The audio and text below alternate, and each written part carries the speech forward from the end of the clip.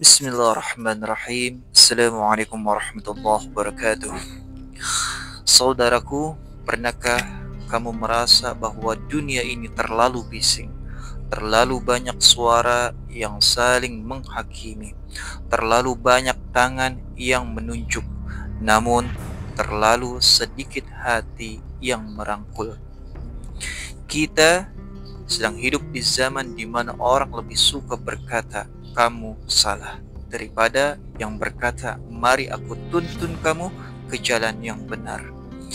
Kita hidup di masa di mana agama kadang berubah menjadi alat penghakiman, bukan pelita penerang kegelapan. Padahal baginda Rasulullah datang bukan untuk menghukum manusia, tapi untuk menyelamatkan manusia dari hukuman. Beliau datang bukan membawa cambuk, tapi membawa pelukan wahyu. Namun, sungguh ironi apabila kita melihat kondisi sekarang ini. Kita melihat sebagian daripada kita begitu amat mudah berkata, dia sesat. Begitu ringan menuduh, begitu keras bersuara, namun lupa bahwa kebenaran yang disampaikan tanpa kasih hanyalah gema kosong yang membuat orang berlari bukan mendekat. Ayul ikhwah, saudaraku yang dimuliakan Allah, Syekh Muhammad Al-Ghazali menangis karena itu. Tangisannya bukan karena musuh di luar Islam, tapi karena kerasnya sebagian daripada saudara kita yang berdakwah bukan dengan cinta, tetapi dengan amarah. Lalu beliau menulis, "Nahnu du'atun la qudatun." Kita ini da'i bukan seorang hakim. Kita ini penyeru bukan seorang penghukum. Kita diutus untuk mengetuk hati, bukan menjatuhkan palu. Tugas kita bukanlah mensucikan diri sambil menyudutkan orang lain. Tugas kita adalah menjadi jalan, bukanlah dinding. Tapi ayol ikhwah, kenapa hari ini jalan-jalan itu berubah menjadi tembok yang teramat tinggi? Kenapa wajah Islam yang harusnya sejuk malah terasa kaku dan menyeramkan?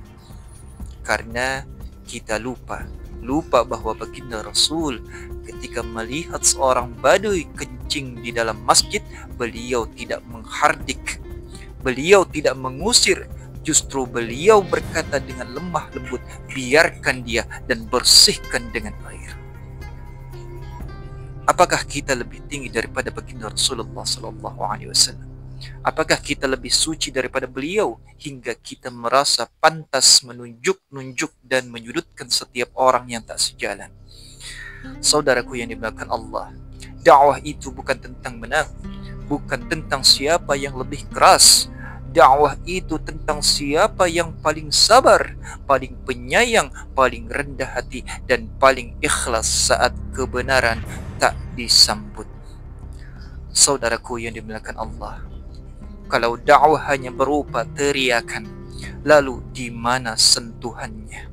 Kalau dakwah hanya tentang debat, lalu ke mana pelukan dakwah tersebut?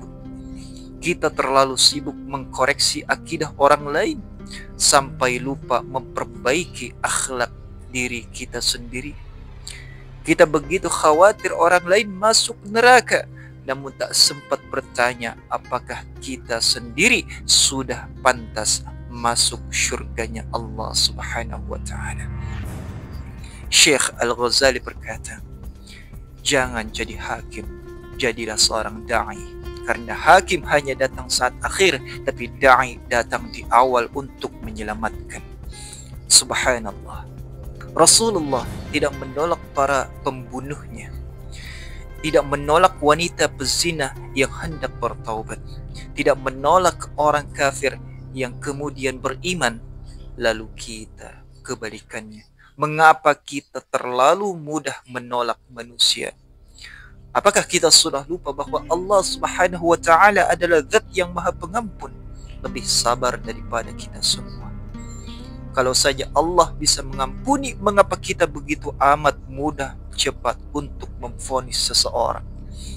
Dakwah adalah seni mengetuk pintu hati, bukan seni membuka aib. Bukan seni mengangkat diri, tapi seni merendahkan ego agar orang lain mau naik bersama kita. Kalau engkau merasa tinggi, orang tak akan melihatmu. Tapi jika engkau turun merendah, mereka akan merasakan kehadiranmu. Inilah jalan dakwah Rasulullah sallallahu alaihi wasallam. Inilah nafas Islam yang sejati, bukan tentang kerasnya suara, tapi tentang lembutnya jiwa. Karena apa? Karena yang keras bukan berarti benar, dan yang lembut bukan berarti itu lemah. Islam adalah bukan agama minder, tapi Islam juga bukan agama yang kasar. Ia hadir dengan izzah, dengan wibawa yang tenang, bukan dengan bentak-membentak. Dengan hujjah yang dalam, bukan sekedar ucapan yang lantang. Lantas, kita ini pembawa cahaya, bukan pembakar jembatan. Kita ini pelita malam, bukan petir yang menakutkan. Kita ini pelindung yang datang ketika orang takut, bukan penakut yang datang ketika semua sudah tenang. Saudaraku yang dimuliakan Allah Subhanahu wa ta'ala, jangan kotori dakwah dengan emosi. Jangan rusak wajah Islam dengan kebencian. Jangan jadikan agama ini sebagai tameng untuk merasa lebih suci. Islam tidak butuh orang yang sok benar. Islam butuh orang-orang yang benar-benar tulus di hadapan Allah Subhanahu wa ta'ala. Karena pada akhirnya Allah tidak menanyakan seberapa keras engkau berdakwah, tapi seberapa ikhlas engkau di dalam melaksanakannya. Jadilah seorang da'i yang membuat orang tersenyum saat melihatmu, bukan takut saat mendekatimu. Jadilah seperti baginda Rasulullah yang ketika dilempar batu tetap berdoa untuk hidayah kepada mereka yang melempar. Yang ketika dihina, beliau pun tetap tersenyum. Karena apa? Karena hidayah tidak datang lewat tangan yang menunjuk, tapi lewat hati yang memeluk. Dan hari ini, saudaraku, Islam tidak butuh lebih banyak hakim. Islam hanya butuh lebih banyak penyeru. Penyeru yang lembut, penyeru yang sabar, penyeru yang tak silau dengan pujian dan tak guncang dengan cacian. Wahai para saudaraku yang dimuliakan Allah, jadilah seperti pelita. Ia tak pernah berteriak, tapi selalu menerangi. Ia tak pernah memaksa, tapi selalu memberi. Dan kelak, jika dunia ini gelap, biarlah cahaya Islam itu bersinar kembali. Lewat apa? Lewat lisanmu, lewat akhlakmu, lewat cintamu. Karena sesungguhnya kita ini bukanlah seorang hakim. Kita ini adalah seorang penyeru. Nahnu du'at la qudat.